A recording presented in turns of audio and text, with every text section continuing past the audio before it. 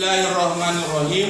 Assalamualaikum warahmatullahi wabarakatuh. Waalaikumsalam warahmatullahi wabarakatuh. Syukur alhamdulillah kita panjatkan kehadirat Allah Subhanahu wa taala yang masih memberikan kesempatan, kelapangan, kesehatan sehingga kita dapat melanjutkan proses pembelajaran Al-Quran Hadis yang mana sudah memasuki minggu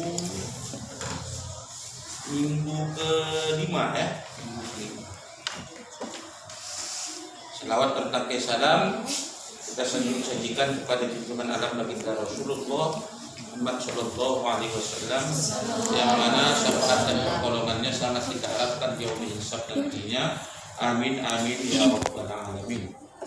Untuk kali ini kita akan melaksanakan presentasi tugas kelompok dalam bentuk karya ilmiah dengan judul pembentukan karakter kepribadian melalui proses pelaksanaan ibadah salat yang akan disajikan oleh kelompok 1 dengan nama-nama anggotanya Muharramah, Syakira, Iba Azkiyah, Nuni Nuzuli, Narji Rizki, M. Ukra Al-Raji. Waktu dan tempat kami persilakan dengan saudara.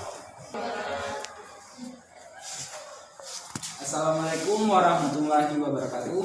Waalaikumsalam warahmatullahi wabarakatuh. Kami dari kelompok 1 ingin mempresentasikan hasil kerja kami yang judulnya pembentukan karakter kepribadian melalui proses pelaksanaan ibadah salat yang akan dibacakan oleh saudari Muharramah. Bismillahirrahmanirrahim. Pembentukan karakter kepribadian melalui proses pelaksanaan ibadah salat. Bab 1 pendahuluan, latar belakang, rumusan masalah, tujuan penulisan. Bab 2 pembahasan. A. Pengertian tadi. Dalam makalah ini penulis tidak menjelaskan pengertian pendidikan dari berbagai tokoh, namun hanya akan memfokuskan istilah pendidikan dengan kata tadi berkenaan dengan bahasan. Menurut Al-Atlas, istilah yang paling tepat untuk menunjukkan pendidikan Islam adalah Al-Ta'lim. Konsep ini didasarkan pada hadis Nabi. Bismillahirrahmanirrahim. Iqda bagi Rabbi fa'ahsana ta'jibi. Rawahu Al-Qarsi dari Ali radhiyallahu anhu, yang artinya Tuhan telah mendidikku, maka ia sempurnakan pengetahuanku.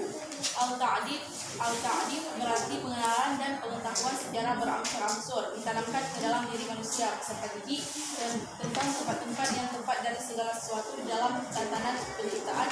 Dengan pendekatan ini, pendidikan akan berfungsi sebagai pembimbing ke arah pengenalan dan pengetahuan tempat Tuhan yang tepat dalam ranah wujud dan kepribadiannya. B. Metode pembentukan karakter dalam pendidikan Islam. Kepercayaan akan adanya fitrah yang baik pada diri manusia akan mempengaruhi implikasi penerapan metode yang seharusnya diterapkan dalam proses belajar mengajar. Dalam pendidikan Islam banyak metode yang diterapkan dan digunakan dalam pembentukan karakter. Menurut An-Nahrawi, metode untuk pembentukan karakter dan menanamkan keimanan adalah metode jiwa, Quran dan Nabawi. Metode kisah Quran dan Nabawi, metode perumpamaan, metode keteladanan, metode kebiasaan, metode ibadah ma'akulah, dan metode tarudik dan tafsir. Tujuh metode ini dapat diaplikasikan guru pada saat melakukan proses belajar mengajar. Dengan demikian siswa dapat belajar pendidikan dan Islam. Salat sebagai metode pembentukan karakter. Penulis telah mengungkapkan beberapa metode yang diberikan karakter dari An-Nahrawi. Bila kita mengambil metode-metode yang dikemukakan oleh An-Nahrawi, erat kaitannya dengan pelaksanaan ibadah salat. Seperti telah dijelaskan oleh Allah dalam surah Al-Ma'arij ayat 19 sampai 23. Bismillahirrahmanirrahim. Innal insana khuliqa halu'a. Idza massahu syarru jazu'an wa idza massahu al-khairu manu'an illa musallin alladzina hum 'ala salatihim da'imun. Artinya, sesungguhnya manusia diciptakan bersifat keluh kesah dan kikir. Apabila ia ditimpa kesusahan, ia berkeluh kesah. Dan apabila ia mendapat kebaikan, ia amat kikir, kecuali orang-orang yang mengerjakan salat. Dan mereka itu tetap mengerjakan salat itu. ini begitu menyadarkan kita akan kelemahan dan kekurangan. Dalam pendidikan seorang guru perlu melakukan dialog untuk mengetahui perkembangan siswa dan mengidentifikasi masalah-masalah yang dapat menjadi kebutuhan belajar. Untuk itu, seorang guru harus memiliki sikap dan sahabat kasih sayang kepada peserta didik. Polis masih mengadakan lebih jauh makna dalam kehidupan sehari-hari. Ia mengandung ajaran berbuat amal saleh kepada manusia dan lingkungan sesuai pesan-pesan alat sejak takbir hingga salam. Dari pemaparan di atas dapat kita pahami bahwa metode buat atau dialog sangat efektif untuk menjalin komunikasi dan hubungan sosial antara guru dan peserta didik dengan peserta didik. Sekian selanjutnya akan dijelaskan oleh Bapak Asfiansyah. Metode pembiasaan. Metode pembiasaan atau dalam istilah psikologi pendidikan dikenal dengan istilah operant condition. Siswa diajarkan untuk membiasakan perilaku terpuji. Dia belajar bekerja keras, bertanggung jawab atas setiap tugas yang telah diberikan. Salat dilakukan 5 kali sehari semalam. Ialah membiasakan umat manusia untuk hidup bersih dengan simbol wudhu, disiplin waktu dan dengan ditandai azan setiap waktu salat. Bertanggung jawab dengan simbol pengakuan di dalam bacaan doa iftitah. Sesungguhnya salatku, ibadahku dan hidupku matiku untuk Allah. Doa ini memberikan isyarat berupa tanggung jawab atas anugerah yang telah diberikan. Pada saat rukun dan sujud, umat Islam diajarkan untuk bersikap rendah hati. Sikap rendah hati inilah merupakan awal pemuliaan seseorang. Selanjutnya akan dilanjutkan oleh Nabi. Metode targhib dan tarhib. Metode ini dalam teori metode belajar modern dikenal dengan reward dan punishment, yaitu suatu metode di mana hadiah dan hukuman menjadi konsekuensi dari aktivitas belajar siswa. Bila siswa dapat mencerminkan sikap yang baik, maka ia berhak mendapatkan hadiah, dan sebaliknya mendapatkan hukum ketika ia tidak dapat dengan baik menjalankan tugasnya sebagai siswa.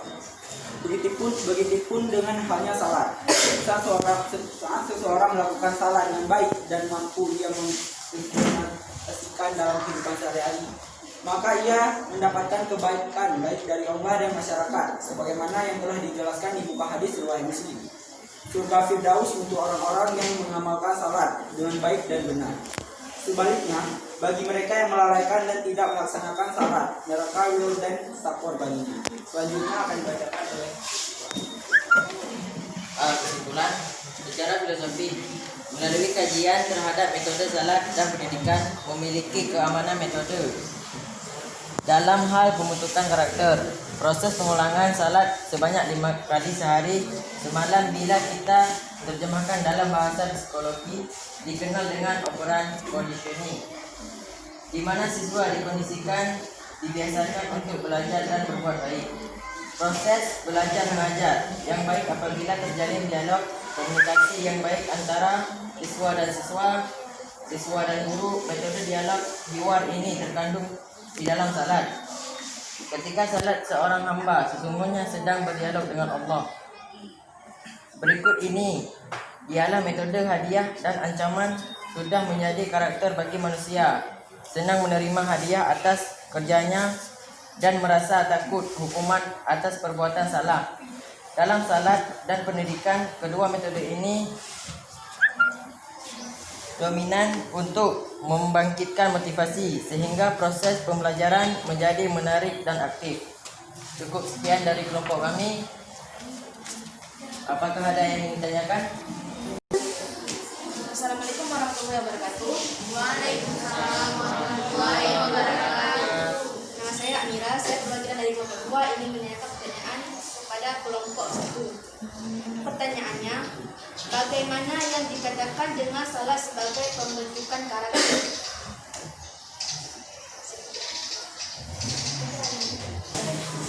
Assalamualaikum warahmatullahi wabarakatuh.